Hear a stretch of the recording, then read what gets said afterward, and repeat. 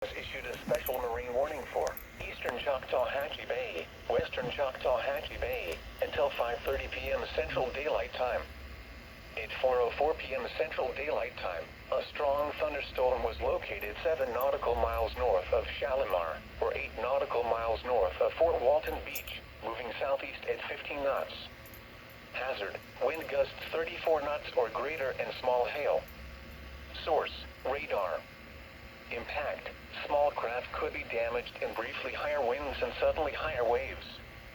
Locations impacted include West Choctawhatchee Bay, Fort Walton Beach, East Choctawhatchee Bay, Highway 331 Bridge, Mid-Bay Bridge and Destin.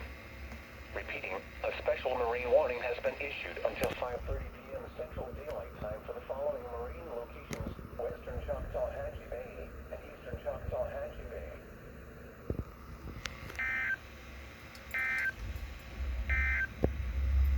Tidal information at the mouth